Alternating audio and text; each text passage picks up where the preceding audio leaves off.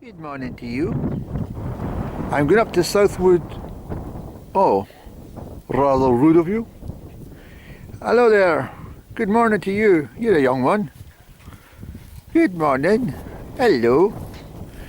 I'm going up to Sandwood Bay. It's 6.5 kilometres. I'm on foot. And I've got my boots and I'll take my staff with me. And shouldn't you be looking after the sheep? Lambing time, young fellow. The military do. I mentioned, was it yesterday, about the military having exercises, not announcing it, but they've actually got the dates up there. Cape Wrath Range will be active in March 24 on the 1st, the 25th, the 26th and 27th. So if you're walking up this way on those dates to the end of March, you're going to be disappointed. You'll not be able to get through to Cape Wrath, I'm afraid. It's military land, of course, and just to show you exactly where we are, This is where I stayed last night, Kinlochbervie. I drove round from Durness yesterday, absolutely brilliant in the storms. And then I've gone to Old Show, Moore Bay in here, and I'm now at this point here, and I'm heading over to Sandwood Bay. Cape Wrath is just a few miles to the north, you see. So that's the furthest north-west you can get on the mainland UK. And that's the military MOD own boundary, which is quite sizable. You see it in that red area, so that is all out of bounds when they're blowing each other to pieces in practice. And their fighter jets and their troops with tanks and everything. There's a lot of, well, at least there was a lot of military land in Scotland. A lot of it was acquisition during the Second World War and never given back to the public. And the lands behind, well, up just to the southeast of Glenartney, that whole area is all military land. It was, and then it's been decommissioned at the moment. It was a very fine morning after yesterday's storm. I don't want any nonsense from you lot. If you don't mind.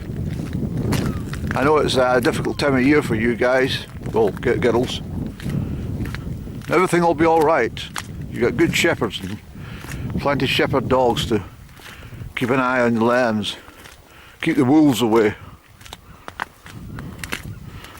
So bid me well for my 4.5 mile trek to the beautiful Sandwood Bay. I've got my big boots on, thank goodness. It's a bit mucky. Morning. I'm sure you could have got a better drink than water than that, mucky fellow. Hey, yeah, you can better. Right, you. I know you're a mischievous one. No nonsense, please. Yes.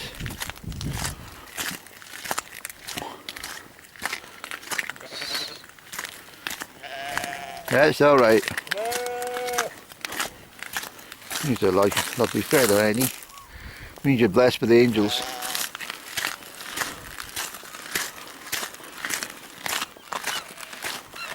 What a gorgeous morning for March.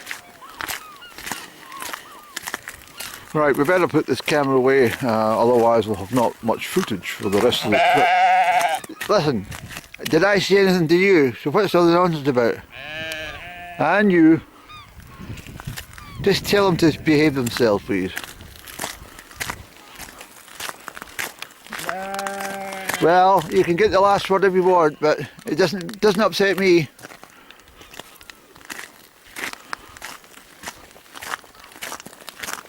Hi, Boo-Boo. Okay. Come on now. We'll carry on.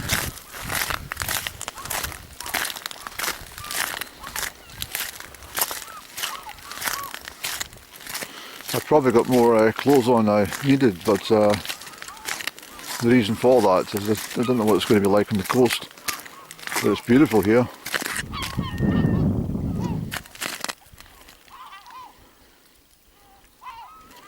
Wonderful.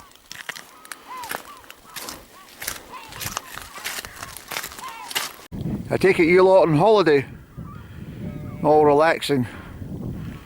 Yes. The rest of them are busy at grazing, and you're all just sprawled out a heap. I've probably mentioned before, I'm able to walk through, walk through sheep without any much disturbance, creating any disturbance for them, because of my nature. But what is important to mention as well is during lambing time, it's the only time of year that the sheep will, be comfortable with men around them, men and women. You understand what I'm saying? It's because they want to have that reassurance that if anything goes anything that goes wrong with the birth of the young ones, someone's there to assist, and that's why they don't mind being in close proximity to humans during the lambing season. Anyway, there's a couple, I passed them at the car park, we've stopped. It looks like they're either going to Sandwood Bay like myself, or they're actually doing the Cape Wrath Trail, so I'm just going to have a word with them on my passing of them. So after yesterday's pretty well conditions, I wrapped myself up, but it's not necessary today. The sun's come out and the wind's calmed. But nevertheless, it was. I just spoke to those. They are heading north to Cape Wrath, but they're not on the Cape Wrath Trail. But I said, you didn't spend the night out in that last night, and this is now we took to the car. I said, well, we were just saying it was so unexpected. I don't know what the forecast said it back home, but knowing that bloody Met Office had probably brushed it aside. But I would easily put the winds at 70 or 80 miles an hour, possibly more. And I honestly thought that the room was going to cave in. It was really that wild. So anyway, almost, well, another 4 miles to go, Andy. It's utterly silent apart from the little wavelets, a little gentle breeze across the moor. It's very desolate, I have to tell you that, but extremely peaceful.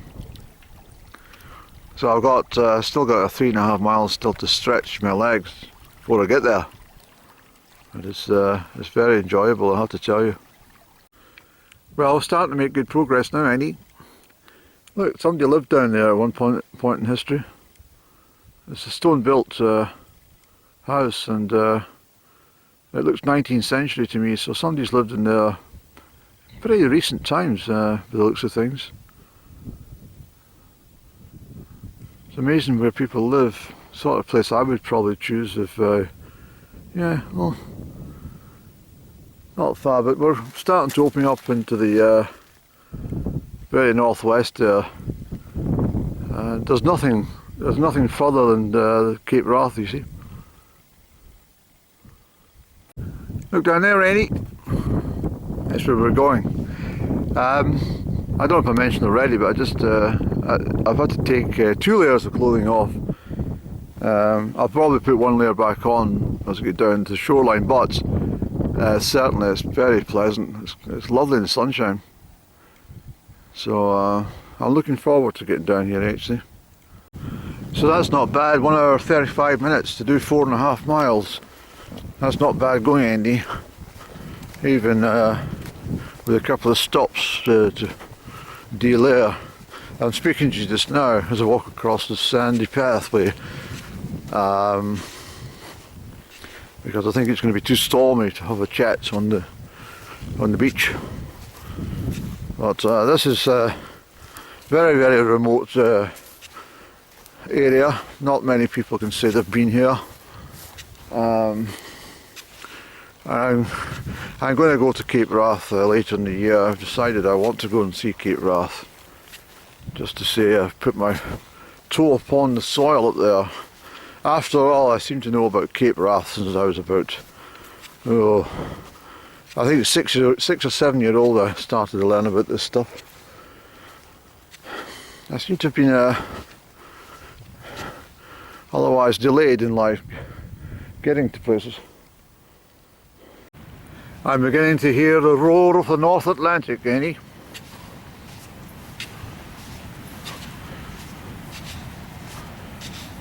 I remember when I used to train on the, well, I wasn't there doing it all the time, but my coach was correct when he said, I don't want you running on sand anymore. Very difficult to walk in wet sand, and or dry sand for that matter. But I used to run on the beach in Ostend, keep up my fitness back in the 70s. Look at this, ain't it? Wow, wow, wow. Beautiful.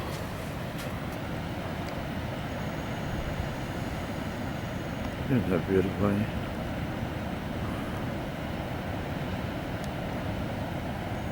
Look at the size of the waves coming in. Let's go down, Annie.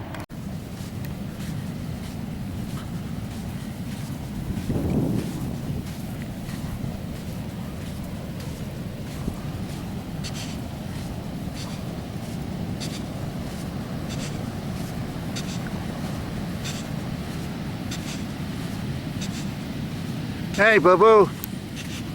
Speak to the sea just like you speak to the trees, and just like you speak to all the birds and animals that you meet, and the flowers, Annie.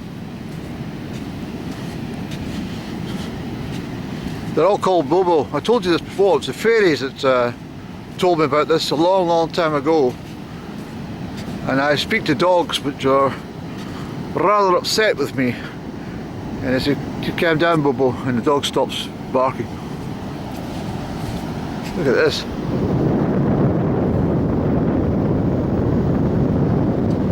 I can feel the moisture off the water.